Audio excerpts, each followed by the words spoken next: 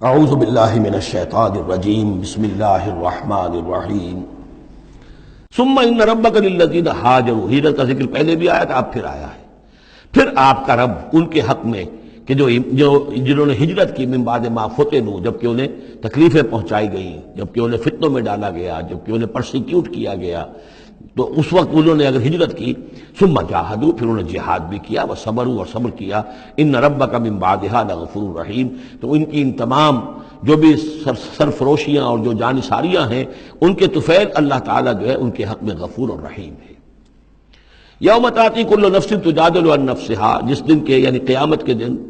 ہر جان آئے گی اپنی طرف سے مدافعت کرتے ہوئے۔ ظاہر بات ہے کہ ہر جان چاہے گی کہ میری جان چھوٹے، مجھے بچایا جائے، جہنم سے بچایا جائے، جو بھی عذر پیش کر سکتی ہو وہ پیش کرے گی۔ وَتُوَفَّى كُلُّ نَفْسٍ مَّا عَمِلَتْ، لیکن پورا دے دیا جائے گا ہر جان کو جو بھی کچھ اس نے کمایا ہوگا، وَهُمْ لَا يُظْلَمُونَ، اور اس پر کوئی ان پر ظلم نہیں کیا جائے گا۔ وَضَرَبَ اللَّهُ مَثَلًا قَرْيَةً كَانَتْ آمِنَةً مُطْمَئِنَّةً يَأْتِيهَا رِزْقُهَا رَغَدًا مِّن كُلِّ مَكَانٍ، اور اللہ تعالیٰ نے مثال بیان کی ہے ایک بستی کی، کانت آمنۃ مطمئنۃ، وہ بڑے امن میں تھی اور مطمئن تھی، سکون، امن کا گہوارہ۔ یاتیہا رزقہا رغدا من کل مکان، آتا تھا اس کے پاس رزق اس کا ہر طرف سے، چاروں طرف سے رزق چلا آتا تھا، رغد با فراغت۔ فکفرت بانعم اللہ، تو اس نے اللہ تعالیٰ کی نعمتوں کی ناشکری کی، کفران نعمت کیا۔ فاذاقہ اللہ لباس الجوع والخوف، تو اللہ تعالیٰ نے اس کو پھر پہنا دیا، اڑھا دیا لباس بھوک کا اور خوف کا، بما کانوا یصنعون، ان کے کرتوتوں کے باعث۔ اس کے بارے میں مختلف آراء ہیں، ایک تو یہ کہ ایک عام تمثیل ہے، ایک یہ کہ اس سے مراد جو ہے سبا کی قوم جس کا ذکر ہم پڑھیں گے آگے چل کر سورہ سبا کے اندر، اس کا تذکرہ ہے۔ ایک رائے یہ کہ یہ مکے کا ذکر ہو رہا ہے کہ حضور کی آمد کے بعد، جیسا کہ قاعدہ کلیہ ہم سورہ انعام میں، سورہ اعراف میں پڑھ چکے ہیں، رسول کی بعثت کے بعد اللہ تعالیٰ کی طرف سے لوگوں کے اوپر چھوٹے عذاب آتے تھے، آخری عذاب سے پہلے تو قحط کا عذاب پڑا تھا، اور عرب میں، اس میں مکے میں بہت ہی اجناس کی کمی ہو گئی تھی، بہت وہاں پر تنگی تھی، تو اس کی طرف اشارہ ہو رہا ہے کہ یہ شہر جو ہے مکہ بڑا آرام سے تھا، امن میں تھا، امن کا تو گہوارہ ہے ہی ہمیشہ سے، مطمئن تھا، اور رزق چلا آتا تھا، ہر طرف سے لوگ آ رہے ہیں، قافلے آ رہے ہیں، حاجی آ رہے ہیں، عمرے کے لیے لوگ آ رہے ہیں، چیزیں لے کر آ رہے ہیں، جانور جو ہیں وہ قربان ہو رہے ہیں۔ ظاہر بات ہے وہ قربان ہونے والے جانوروں کا گوشت کہاں جاتا تھا؟ یہ اہل مکہ ہیں، یہ اس کو کھاتے تھے، تو یہ ساری رزق ان کے پاس فراوانی سے چلا آتا تھا، لیکن اس شہر کے لوگوں نے پھر اللہ کی نعمت کا، انعامات کا انکار کیا اور کفران نعمت کیا، تو اللہ نے انہیں خوف اور بھوک کا لباس پہنا دیا ان کے کرتوتوں کے سوائے بس۔ اسی آیت کے حوالے سے میں نے یہاں کراچی میں تقریریں کی تھی، کافی پرانی بات ہے، جب کراچی میں جو حالت ہو گئی تھی، کہاں یہ عروس البلاد کراچی، پھر یہاں کی فراوانی، ہر طرح کا پورے پاکستان میں جو پھل بہترین ہوتا ہے وہ یہاں آپ کو ملتا ہے، یہاں سستی چیزیں ملتی ہیں، یہاں جابز ہیں، کام ہے، لیکن پھر یہ ایک زمانہ جو کراچی پر گزرا ہے، خدا نہ کرے پھر دوبارہ آ جائے، لیکن ایک دور تو ایسا آ گیا تھا کہ اذاقہ اللہ لباس الجوع والخوف، بھوک اور خوف، کاروبار ٹھپ، اور بد امنی، ڈاکے، کڈنیپنگ، قتل و غارت، وہ جو حال اس کراچی کا ہو گیا تھا اس کو ذرا یاد کیجئے، بالکل وہ نقشہ ہے یہ۔ ضرب اللہ مثلا قریۃ کانت آمنۃ مطمئنۃ یاتیہا رزقہا رغدا من کل مکان فکفرت بانعم اللہ فاذاقہا اللہ لباس الجوع والخوف بما کانوا یصنعون۔ تو یہ ایک عام تمثیل بھی ہو سکتی ہے، جیسے کہ کراچی کی اس وقت کی صورتحال پر منطبق ہو گئی، لیکن یہ کہ تفسیر کے حوالے سے اور جسے تعویل خاص ہم کہتے ہیں، اس میں یہ یقیناً اشارہ ہے مکے ہی کی طرف۔ وَلَقَدْ جَاءَهُمْ رَسُولٌ مِّنْهُمْ فَكَذَّبُوهُ، ان کے پاس ان کے رسول آئے، انہوں نے جھٹلا دیا ان کو، فَأَخَذَهُمُ الْعَذَابُ وَهُمْ ظَالِمُونَ، تو عذاب نے انہیں آ پکڑا اور وہ ظالم تھے، گناہگار تھے۔ فَكُلُوا مِمَّا رَزَقَكُمُ اللَّهُ حَلَالًا طَيِّبًا، تو اے مسلمانوں کھایا کرو جو بھی اللہ نے تمہیں رزق دیا ہے اس میں سے جو حلال ہے اور جو پاک ہے کھایا کرو۔ وَاشْكُرُوا نعمت اللہ، پھر نعمت کے لفظ کو نوٹ کیجئے، یہ جو نعمت کے ذریعے سے، اللہ کی نعمتوں کے حوالے سے یہ صورت جو ہے ان کا تذکرہ، مختلف انواع و اقسام کی نعمتیں، مختلف جو دائرے ہیں زندگی کے، ان کے حوالے سے۔ وَاشْكُرُوا نعمت اللہ ان کنتم ایاہ تعبدون، اور اللہ کی نعمت کا شکر کرو اگر تم واقعتاً اسی کی بندگی کرتے ہو۔ انما حرم علیکم المیتۃ والدم ولحم الخنزیر وما اہل لغیر اللہ بہ، اللہ تعالیٰ نے حرام تو تم پر کیا ہے کھانا مردار کا اور خون کا اور خنزیر کے گوشت کا، اور جو جس پر کہ پکارا گیا ہو اللہ کے سوا کسی اور کا نام۔ یہ آیت کئی دفعہ آ چکی ہے، اب اس میں تفصیل میں جانے کی ضرورت نہیں۔ فمن اضطر غیر باغ ولا عاد، کوئی شخص اضطرار میں ہو، جان پر بن گیا ہو، بھوک سے اور مر رہا ہو، تو اگر وہ نہ تو اس کی طلب اس کے اندر ہو، نہ جو کم سے کم چیز جتنی کہ کھانے سے جان بچائی جا سکتی ہے اس سے وہ اضافی اور اس سے آگے بڑھے، فإن اللہ غفور الرحیم، تو اللہ اس کے حق میں غفور الرحیم ہے۔ ولا تقولوا لما تصف السنتكم الكذب هذا حلال وهذا حرام، اور دیکھو اپنی زبانوں میں جیسے منہ میں آئے نہ بک دیا کرو کہ یہ حلال ہے یہ حرام ہے،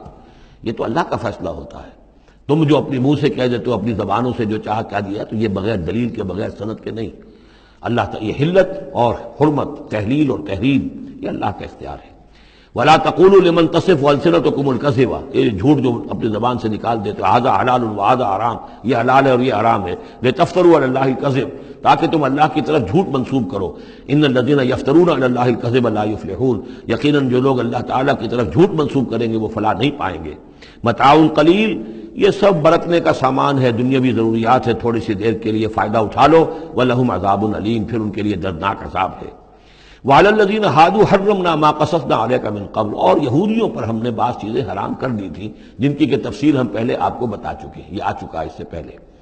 کہ ان کے لیے ایک تو یہ کہ حضرت یعقوب نے چونکہ اونٹ کا گوشت اپنے اوپر خود حرام کر لیا تھا تو وہ معاملہ چلتا رہا۔ اس کے علاوہ بھی یہ ہے کہ جو چربی ان پر حرام کی گئی تھی مختلف چیزوں حیوانات کی۔ وعلی الذین ہادوا حرمنا ما قصصنا علیک من قبل وما ظلمناہم، اور ہم نے ان پر کوئی ظلم نہیں کیا، اور ہم نے ان پر کوئی ظلم نہیں کیا، ولکن کانوا انفسہم یظلمون، بلکہ یہ ظلم انہوں نے خود اپنے اوپر ڈھائے۔ ثم ان ربک للذین عملوا السوء بجہالۃ، پھر آپ کا رب ان لوگوں کے حق میں کہ جو کہیں غلطی سے، جہالت سے، نادانی سے، جذبات کی رو میں بہہ کر کوئی برا کام کر بیٹھے، ثم تابوا من بعد ذلک واصلحوا، پھر وہ توبہ کرے اور وہ اصلاح کر لیں، اس غلط کام کو چھوڑ دیں، حرام خوری سے باز آ جائیں، غلط کام جو ہے تج دیں ان کو۔ ان ربک من بعدھا، اگر وہ یہ شرطیں پوری کر دیں تو پھر آپ کا رب اس کے حق میں بھی، ان کے حق میں بھی غفور اور رحیم ہے۔ ان ابراہیم کان امۃ قانتا، یقیناً ابراہیم ایک امت تھے۔ اب یہ لفظ امت سمجھ لیجئے، اما یا امو کا جو اصل مفہوم ہے وہ قصد کرنا ہے۔ اب یہ امت وقت کے لیے بھی آتا ہے، بعد امت وذکر بعد امت، سورہ یوسف میں ہم نے پڑھا ہے، وہ شخص جو ساقی تھا بادشاہ کا بھول گیا تھا، ایک مدت کے بعد اسے یاد آ گیا، تو جب ایک پوری ہو رہی، زمانے کو بھی ہم کیونکہ فالو کرتے ہیں، ٹائم کو بھی، اور اسی طرح راستے کو بھی فالو کرتے ہیں، تو قصد کر رہے ہوتے ہیں اس کا، اس حوالے سے زمانے کو بھی مدت کہا گیا، راستے کو بھی جو ہے امت کہا گیا۔ پھر امت وہ بھی ہے کہ جو ہم مقصد لوگ ہیں، میرا بھی مقصد وہی ہے، آپ کا بھی وہی ہے، مسلمانوں کو جمع کرنے والا وہ مقصد ہے، کذالک جعلناکم امۃ وسطا لتکونوا شہداء علی الناس، تو یہ امت ہے۔ اسی طریقے سے گویا کہ ایک راستہ چلانے والے، ایک راستہ بنانے والے، ایک ریت ڈالنے والے حضرت ابراہیم تھے، جو اپنی ذات میں گویا کہ ایک امت تھے۔ ان ابراہیم کان امۃ قانتا، فرما بردار، للہ حنیفہ، اللہ کے فرما بردار اور بالکل یکسو، ولم یکن من المشرکین، اور وہ ہرگز مشرکین میں سے نہیں تھے، شاکرا لانعمہ، وہ شکر گزار تھے اللہ تعالیٰ کی نعمتوں کے، اجتباہ ہو، اللہ نے انہیں پسند کر لیا تھا، وہداہ اور ہدایت دی تھی، الی صراط مستقیم، سیدھی راہ کی طرف، وآتیناہ فی الدنیا حسنہ، اور اسے دنیا میں بھی بھلائی اور خوبی عطا کی، وإنہ فی الآخرۃ لمن الصالحین، اور یقیناً آخرت میں بھی وہ ہمارے نیک بندوں میں ہے۔ ثم اوحینا الیک، پھر ہم نے وحی کی آپ کی طرف اے محمد صلی اللہ علیہ وسلم، ان اتبع ملت ابراہیم حنیفہ، کہ پیروی کیجئے ملت ابراہیم کی یکسو ہو کر، وما کان من المشرکین، اور وہ ہرگز مشرکین میں سے نہ تھے۔ انما جعل السبت علی الذین اختلفوا فیہ، یقیناً یہ ہفتے کا دن ان لوگوں کے لیے معین کیا گیا جنہوں نے اس میں اختلاف ڈالا۔ اصل میں بنی اسرائیل کے لیے بھی دن جو تھا مقرر وہ جمعے ہی کا دن تھا، لیکن انہوں نے اپنی شرارت کی وجہ سے ناقدری کی، جمعے کو چھوڑا اور ہفتے کا دن اختیار کیا، تو اللہ نے پھر وہی ان کے لیے مقرر کر دیا۔ وَإِنَّ رَبَّكَ لَيَحْكُمُ بَيْنَهُمْ يَوْمَ الْقِيَامَةِ فِي مَا كَانُوا فِيهِ يَخْتَلِفُونَ، اور یقیناً آپ کا رب ان کے مابین فیصلہ کرے گا قیامت کے دن ان تمام چیزوں میں جن میں وہ اختلاف کرتے رہے تھے۔ ادع الى سبیل ربک بالحکمت والموعظۃ الحسنۃ وجادلھم باللتی احسن، بلاؤ اور دعوت دو اپنے رب کے راستے کی طرف، جیسے کہ سورہ یوسف میں تھا، قل ھذہ سبیلی ادعو الی اللہ علی بصیرۃ انا ومن اتبعنی، اے نبی کہہ دیجئے یہ میرا راستہ ہے، میں اللہ کی طرف بلا رہا ہوں، علی وجہ البصیرت، نہ صرف میں بلکہ میرے متبعین بھی۔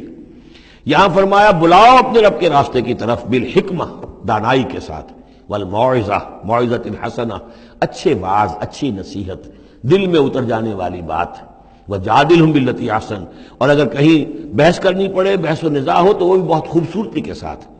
ان ربک هو اعلم بمن ضل عن سبیلہ، یقیناً آپ کا رب خوب واقف ہے ان سے کہ جو اس کے راہ سے بھٹک گئے ہیں، وہو اعلم بالمہتدین، اور وہ خوب جانتا ہے ان کو بھی کہ جو ہدایت کی راہ پر ہیں۔ وَإِنْ عَاقَبْتُمْ، اور اے مسلمانوں اگر تمہیں بدلہ لینا ہو، فَعَاقِبُوا بِمِثْلِ مَا عُوقِبْتُمْ بِهِ، تو بس اتنا ہی ویسا ہی کام کیا کرو جیسا کہ تمہارے اوپر زیادتی کی گئی، جیسا بھی اس سے آگے بڑھ کر نہیں۔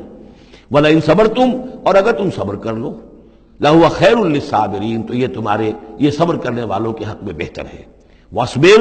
اور آخری حکم ہے حضور کو اور حضور کی وساطت سے تمام مسلمانوں کو، وَاصْبِرْ وَمَا صَبْرُكَ إِلَّا بِاللَّهِ، صبر کیجئے اور آپ کا صبر جو ہے اللہ کے سہارے پر ہے۔ جتنا اللہ پر اعتماد ہے، توکل ہے، اس کے وعدوں پر جتنا یقین ہے، اتنا ہی صبر کر سکے گا انسان۔ وَاصْبِرْ وَمَا صَبْرُكَ إِلَّا بِاللَّهِ وَلَا تَحْزَنْ عَلَيْهِمْ، اور اب ان کے بارے میں آپ رنجیدہ نہ ہوں کہ یہ لوگ اپنے کرتوتوں کی وجہ سے عذاب کے مستحق ہو چکے ہیں۔ وَلَا تَكُ فِي ضَيْقٍ مِّمَّا يَمْكُرُونَ، اور جو چالیں یہ چل رہے ہیں، سازشیں کر رہے ہیں، بیٹھ کے تدبیریں کر رہے ہیں، آپ کو اطلاعات پہنچتی ہے، ان سے بھی آپ دل تنگ نہ ہوں،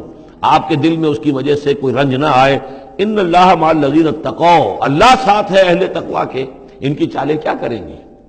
کیا ڈر ہے اگر ساری خدائی ہے مخالف، کافی ہے اگر ایک خدا میرے لیے ہے۔ ان اللہ مع الذین اتقوا، اللہ ساتھ ہے ان کے کہ جنہوں نے تقوی کی روش اختیار کی، والذین هم محسنون، اور وہ لوگ کہ جو تقوی کے راستے پر چلتے ہوئے درجہ احسان پر فائز ہو گئے، اللہ کی معیت اور نصرت اور تائید اور اللہ کی طرف سے ہر وقت ان کی جو مدد ہے وہ شامل حال رہے گی۔ صدق اللہ العظیم۔